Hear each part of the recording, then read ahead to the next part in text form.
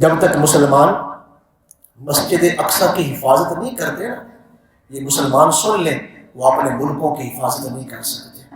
جس دن مسلمان دوبارہ سے مسجد اقصی کی حفاظت کریں گے، اور جیسے صلاح الدین ایوبی نے، یہ جو صلاح الدین ایوبی نے جو جنگ لڑی ہے، صلاح الدین ایوبی جب جنگ لڑ رہے تھے فلسطین کے اندر کافروں کے ساتھ، یہ اردن سے ان کی فوج جو ہے وہ نظر آتی تھی کہ صلاح الدین ایوبی کی فوج لڑ رہی ہے۔ اور اس اردن کی سب سے جو مشہور شاہراہ ہے، اسے جو ہے وہ 35 نمبر، ہم اپنی اردو میں کہیں تو 35 نمبر شاہراہ وہ سب سے بڑی مشہور شاہراہ ہے۔ اس روڈ سے صلاح الدین ایوبی کا لشکر گزرا اور اس نے جا کے فلسطین کو آزاد کروایا۔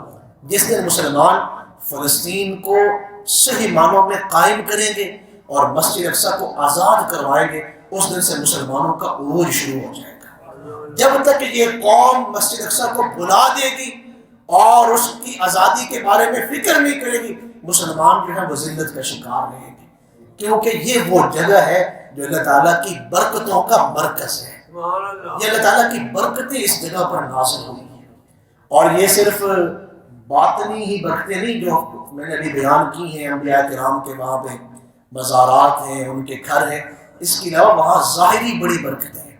خزانے اس قدر ہیں فلسطین کے سرزمین پر کہ آپ تصور بھی نہیں کر سکتے۔ عظیم نہریں ہیں، عظیم چشمے ہیں، اور سبز پہاڑ ہیں۔ ایک لمحے کے لیے وہاں ہوا چلے تو آپ کے کپڑے ستھرے ہو جائیں۔ وہاں کی ہوا چلے، جو سب سے مہنگے فروٹ ہیں، ڈرائی فروٹ، وہ فلسطین کی جو ہے وہ زمینوں پر ایسے اگتے ہیں جیسے ہمارے ہاں نمک عام ہے، فلسطین میں وہ چیزیں عام ہیں۔ انگور عام ہے فلسطین میں، اخروٹ عام ہے، اور اسی طرح دیگر نعمتیں جو دیگر ملکوں میں نایاب ہیں، وہ چیزیں فلسطین میں عام ہیں۔ تو مسلمانوں کو اندازہ نہیں، مسلمان ظاہری برکتوں سے بھی اور باطنی برکتوں سے بھی مسجد اقصی کو بلا کے خود کو ان برکات سے محروم کیے بیٹھے ہیں۔ اللہ تعالیٰ مسجد اقصی کو آزادی نصیب فرمائے، اہل فلسطین کو صحیح معنوں میں آزادی نصیب فرمائے، اللہ تعالیٰ ان کی مدد فرمائے، اور اللہ تعالیٰ ان تمام عناصر کو برباد فرمائے، نیست و نابود فرمائے جو ہمارے ان بھائیوں سے آزادی چھیننے کی کوشش کر رہے ہیں۔ اللہ تعالیٰ مسلم امہ کو اتحاد نصیب فرمائے۔ میرے آقا کریم صلی اللہ علیہ وسلم یہاں سے مسجد اقصی سے حضور تشریف لے گئے ہیں آسمانوں کی طرف۔ جب پہلے آسمان پہ پہنچے ہیں تو جبریل امین ساتھ ہیں، تو دروازے پہ دستک دی تو فرشتے نے پوچھا کون ہے دروازے پہ؟ تو جبریل نے فرمایا میں جبریل ہوں، روزانہ آنا جانا رہتا ہے اور تمہارا سردار ہوں، آج تم مجھ سے پوچھ رہے ہو کہ دروازہ کون کھٹکھٹا رہا ہے؟ فرمایا آج کے دن اللہ تعالیٰ کی طرف سے یہ حکم ہے کہ ہم نے پہلے آسمان سے لے کے قاب قوسین تک صرف حضور کی آمد کے لیے ہی سارے یہ جو جہان ہے آسمانوں کا صرف حضور کی آمد کی وجہ سے ہم نے سجایا ہوا ہے۔ حضور کے علاوہ اگر کوئی حضور کے ساتھ ہے تو وہ آ سکتا ہے، اگر کوئی حضور کے بغیر آنا چاہتا ہے تو وہ نہیں آ سکتا۔ تو فرشتے نے پوچھا آپ جبریل تو ہیں، آپ کے ساتھ کون ہے؟ پھر بتایا گیا کہ امام الانبیاء میرے ساتھ ہے۔ دروازہ کھول دیا گیا، حضور تمام آسمانوں کو کراس کرتے ہوئے سدرۃ المنتہا پہ پہنچے، جہاں جبریل امین نے کہا میں اس سے آگے نہیں جا سکتا۔ وہ کسی نے بڑی عظیم بات کہی تھی کہ کوئی فرشاں تے رہ یار گیا، کوئی جا عرشاں تے کوئی جا سدرہ تے ہار گیا، ایک کالیاں زلفاں والا سی جڑا لنگ عرشاں تو پار گیا۔ میں ایک لمحے کے لیے یہاں آپ کی توجہ چاہوں گا، جو زمین کے عارضی سردار تھے وہ بھی نیچے رہ گئے، اور جو پہلے آسمان پھر دوسرے آسمان ساتوں آسمانوں پہ جن کی سرداریاں تھیں وہ نیچے رہ گئے، اور سدرۃ المنتہا پہ جن کی سرداریاں تھیں وہ بھی نیچے رہ گئے۔ حضور نے فرش والے سرداروں کو بھی اور آسمانوں کے سرداروں کو بھی پھر سدرہ کے سرداروں کو بھی حضور نے نیچے چھوڑا ہے، پھر حضور خود اوپر تشریف لے گئے، عرش معلیٰ پہ حضور پہنچے، اور پھر وہ عظیم گھڑیاں آئی ہیں کہ جسے قرآن مجید نے بیان کیا ہے قاب قوسین او ادنا۔ میرے محبوب نے ارشاد فرمایا میں نے اپنے رب کو اتنا قریب سے دیکھا ہے، اتنے قریب سے دیکھا ہے، اتنے قریب سے دیکھا ہے جتنا فاصلہ کمان اور تیر کے درمیان ہوتا ہے، میرے اور میرے رب کے درمیان اتنا فاصلہ ہے۔ کتنا عظیم مقام ہے. معراج کو سمجھے تو صحیح, حضور کی عظمتوں کو سمجھے تو صحیح کہ حضور کا مقام بلند کتنا ہے. یہاں دو باتیں کر کے پھر میں گفتگو کو سمیٹ رہا ہوں. پہلی بات, میرے محبوب نے ارشاد فرمایا جب میں اپنے رب کے اتنے قریب تھا, مقام قاب قوسین پر تھا, اتنے قریب جب میں اللہ تعالیٰ سے ہم کلام بھی ہو رہا ہوں اور اللہ کا دیدار بھی کر رہا ہوں, اس وقت میں نے اپنے رب کی بارگاہ میں عرض کی الہی و سیدی, اے میرے معبود, اے میرے سید, این المذنبون من امتی, میری امت کے گناہ گاروں کا کیا بنے گا, میری امت کے گناہ گار کہاں جائیں گے. میں ایک لمحے کے لیے آپ کی توجہ چاہوں گا اس جملے پر. حضور کہاں ہیں؟ کعبہ قوسین میں, اور حضور یاد کسے کر رہے ہیں؟ امت کے گناہ گاروں کو. ایک آسمان کے اوپر حضرت اسرائیل کی ملاقات ہوئی تو حضرت اسرائیل نے تعارف کروایا, یا رسول اللہ صلی اللہ علیہ وسلم, میں وہ فرشتہ ہوں جو لوگوں کی روح قبض کرتا ہوں. تو حضور نے فرمایا تو کیسے قبض کرتے ہیں؟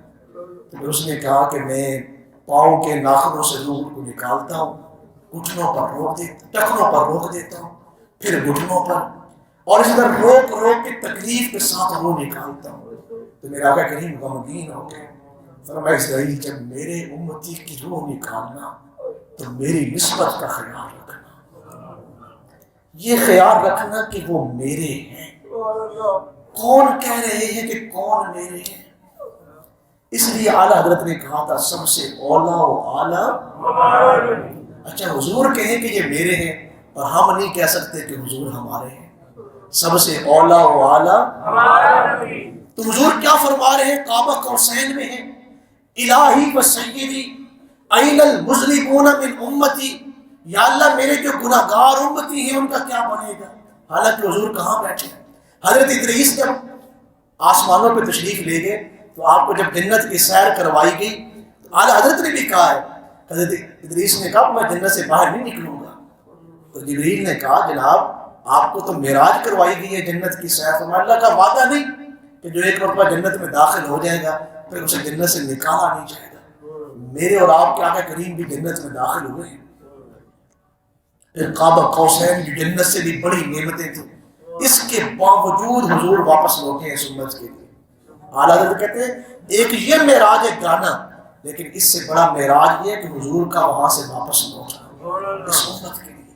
پھر کیا فرمایا این المذنبون من امتی, یا ربی میری امت کے جو گناہ گار ہیں ان کا کیا بنے گا. عظیم جملے میں آپ تک پہنچا رہا ہوں. اللہ تعالیٰ نے فرمایا میرے محبوب یا احمد, یا احمد اذا کنت انا الرحیم وانت الشفیع فأین المذنبین بیننا, فأین المذنبون بیننا. اے میرے محبوب آپ جانتے ہیں کہ میں رحیم ہوں اور آپ شفیع ہیں. اذا کنت انا الرحیم, اے میرے محبوب میں رحیم ہوں, وانت الشفیع اور آپ شفیع ہیں, آپ شفاعت کرنے والے ہیں. قیامت والے دن میں معاف کرتا رہوں گا, آپ شفاعت کرتے رہیں. میں معاف کرنے سے نہیں تھکتا, آپ شفاعت کرنے سے نہیں تھکتے. تو فَأَيْنَ الْمُذْنِبُونَ بَيْنَنَا, جب میں رحم کر رہا ہوں گا آپ شفاعت کر رہے ہوں گے, پھر آپ کی امت میں گناہ گار رہ کیسے سکتے ہیں؟ پھر کیسے ممکن ہے کہ کوئی گناہ گار رہے؟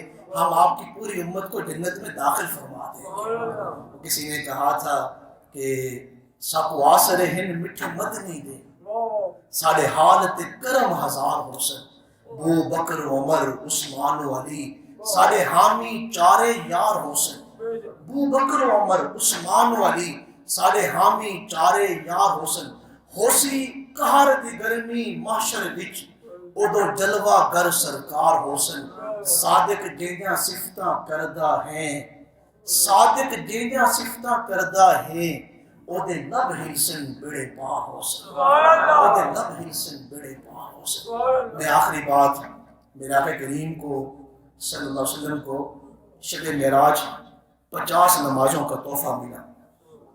اللہ نے باقی جتنی بھی فرائض ہیں نا وہ قرآن مجید میں وحی کر کے حضور کی امت پہ وہ واجب کر دیے یا فرض کر دیے. زکوٰۃ ہے, حج ہے اور رمضان کے روزے ہیں.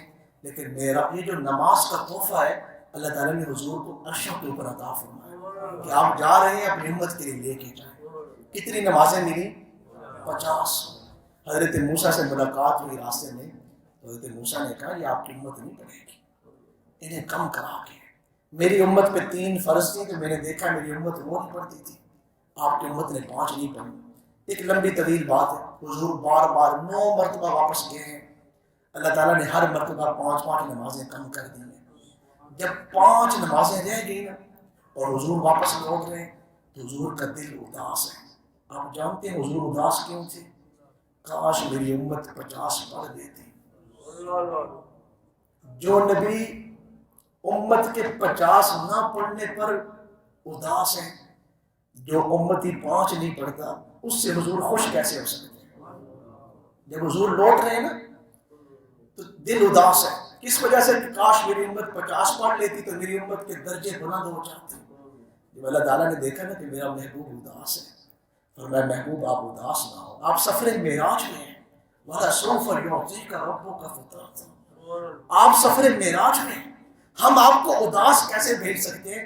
آپ اپنے غلاموں سے کہہ دیں وہ صرف 5 ہی ادا کریں، ہم عرش پر ان کو 50 کا ثواب بھی عطا کریں۔ آپ کے جس امتی نے 5 نمازیں پڑھ لی، جتنا 50 پڑھنے کا اجر ہے اور 50 پڑھنے سے جتنے ان کے درجے بلند ہونے تھے، ہم وہی 50 کا اجر اور وہی 50 کے لیے درجے ان کے بلند کر دیں۔ اس لیے یہ معراج کا تحفہ ہے۔ معراج النبی کی میری اس تقریر کا جو پیغام ہے وہ یہ ہے کہ حضور اداس ہوئے کاش امت 50 پڑھتی، لیکن جس دن حضرت موسیٰ نے کہا کہ نہیں آپ کی امت تو نہیں پڑھے گی، تو 5 کے لیے حضور اداس تھے، کاش میری امت پڑھتی 50، لیکن یہ امت اگر 5 بھی نہیں پڑھتی تو یہ کیسے ممکن ہے کہ وہ حضور کو خوش کر رہی ہے؟ آپ کیا سمجھتے ہیں حضور صرف نعروں سے خوش ہو جائیں گے؟ صرف جو ہے وہ باتوں سے خوش؟ گلہ نال تے ہر کوئی لائی پھرتا ہے، لا کے توڑ نبھانیاں اوکھیاں ہیں۔ اس لیے 5 نمازوں کا اہتمام کریں۔ حضور کی حدیث میں بات کیا کہ جس نے نمازیں اہتمام کے ساتھ 5 نمازیں پڑھی، اس نے میری آنکھوں کو ٹھنڈا کر دیا، میری آنکھوں کو ٹھنڈا کر دیا۔ الصلاۃ معراج المؤمنین، ایک مومن کی معراج یہ ہے کہ وہ نمازوں کا اہتمام کرے۔ اس لیے اس مبارک اجتماع میں جتنے لوگ بھی آپ یہاں بیٹھے ہیں، اگر آپ چاہتے ہیں کہ حضور ہماری وجہ سے اداس نہ ہو تو آج نیت کریں کہ ہماری زندگی میں کبھی نماز جو ہے وہ قضا نہیں ہوگی۔ انشاءاللہ ہم اپنی مسجدوں کو آباد رکھیں گے۔ یہ بیان میں نے ایک تو مناسبت بھی تھی، معراج شریف کا وہ دن آنے والا ہے اس لیے بھی کیا، دوسرا کچھ لوگوں کو یاد نہیں ہوتا تو میں نے اس لیے بھی کیا کہ آپ کو یاد ہو جائے کہ 27 کو یہ جو عظیم رات آ رہی ہے یہ معراج مصطفیٰ کی رات ہے۔ اس لیے کوئی شخص اس سے غافل نہ رہے، اس رات محافل کا اہتمام کرے، مساجد میں بھی، گھروں میں بھی، اس لیے کہ یہ اللہ تعالیٰ کی سنت ہے۔ مسجد اقصیٰ کو یاد کریں، کس لیے کہ 27 رجب کی جو محفل، پہلی جو محفل معراج ہے وہ مسجد اقصیٰ میں انعقاد پذیر ہوئی، جہاں نبیوں کو بلایا گیا، جہاں حضور نے نبیوں کی امامت کروائی۔ تو اس لیے اللہ تعالیٰ میری گفتگو کو اپنی بارگاہ میں قبول فرمائے، سننے، سنانے اور سمجھنے کے بعد اللہ ہم سب کو عمل کی توفیق نصیب فرمائے۔